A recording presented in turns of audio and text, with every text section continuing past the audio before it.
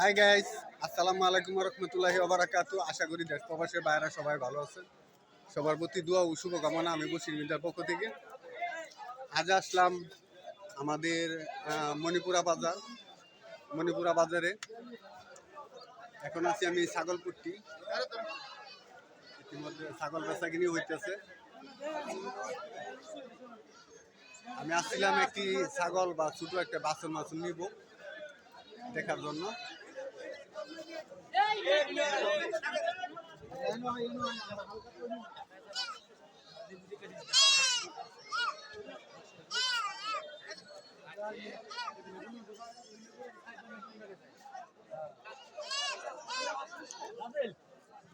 এটা হচ্ছে আমাদের মণিপুরা বাজার, ঐতিহাসিক।